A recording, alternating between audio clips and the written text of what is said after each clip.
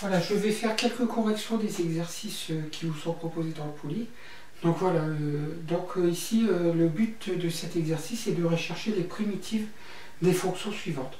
Bon, admettons, si j'appelle f cette fonction-là, si j'appelle g cette fonction-là, ça veut dire bien sûr que f de x est égal à 2x sur x au carré plus 5. Hein. Donc, cette fonction, elle est définie sur R.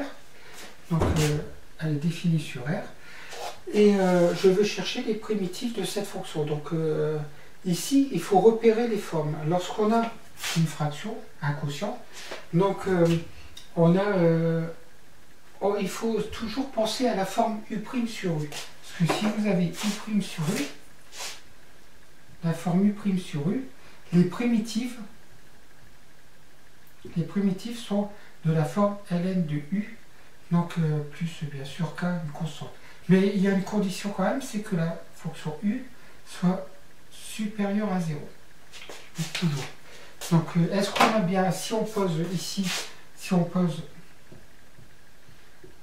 u de x qui est égal à x au carré plus 5, est-ce que u de x est strictement positif? Oui, parce que j'ai x au carré qui est positif, parce qu'un carré est toujours positif, et je lui rajoute 5. Donc déjà, x au carré plus 5, c'est toujours plus grand que 5. Donc si c'est plus grand que 5, c'est toujours positif. Donc on a bien u de x qui est positif.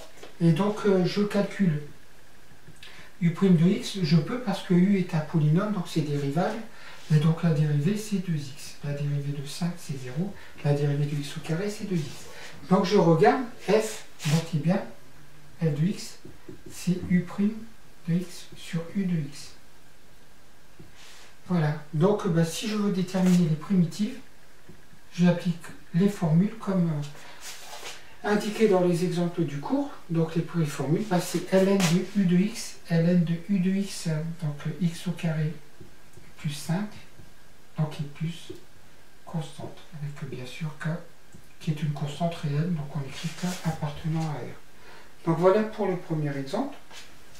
Donc de la même façon, on va traiter cet exemple-là. Donc ici, bien sûr, ça veut dire que g de x est égal à cosinus x. Alors là, c'est un peu plus particulier. Donc je vous ai expliqué dans la version écrite. Ici, quand on regarde le cercle trigonométrique, donc cercle de centre et de rayon 1, voilà. Quand est-ce qu'on a le cosinus qui est positif? Ici, j'ai 0. Le cosinus est positif, en fait, ici, sur cette partie-là. Strictement. Et donc, c'est pour les angles qui sont compris entre moins pi sur 2 et pi sur 2. Donc ici, il faut que x appartienne à moins pi sur 2, pi sur 2. Donc ça, ce n'est pas... c'est moi qui ai oublié dans l'énoncé de préciser que x appartient à moins pi sur 2, pi sur 2. Donc voilà, je le fais ici. Je l'ai écrit sur les corrections. Donc on a bien x qui appartient à moins pi sur 2, pi sur 2 pour que le cosinus soit toujours positif. Hein. Pour tous les angles compris entre moins pi sur 2 et pi sur 2, le cosinus est positif. Je vous rappelle que le cosinus, donc c'est ici c'est cette valeur-là, pour un angle alpha, quelconque ou un angle x. Hein. Voilà, donc si je regarde, j'ai toujours un quotient, donc toujours penser à la forme u' sur u. Donc ici, si on pose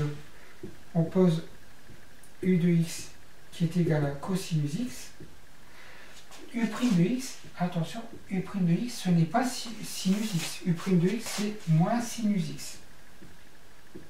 D'accord? Donc alors, qu'est-ce que je peux écrire? Je peux écrire que j'ai de x qui est égal à donc sinus x sur cosinus x. Je peux écrire que c'est égal à moins sinus x sur cos de x. Parce que moins fois moins, ça fait plus. Hein. D'accord? Alors, comme ça, qu'est-ce que je retrouve? Ici, j'ai bien ma forme. Ça, ici, j'ai bien mon u'. Et là, j'ai bien mon u. Mais seulement, j'ai moins 1 qui est multiplié dessus. Donc, j'ai bien la forme u' sur u. Donc, je peux, dans la rédaction le jour du bac, vous pouvez écrire que g est de la forme u' sur u. Hein. Voilà. Donc, les primitives, donc g, grand G de x, sur les fonctions. Alors, le moins, bien sûr, c'est comme pour les dérivés, c'est moins 1 fois. Donc, j'ai le moins ce moins-là qui est là. Et puis, formule plus sur U, donc c'est ln de cosinus de x. Et ça, plus k, où k est une constante réelle. Voilà.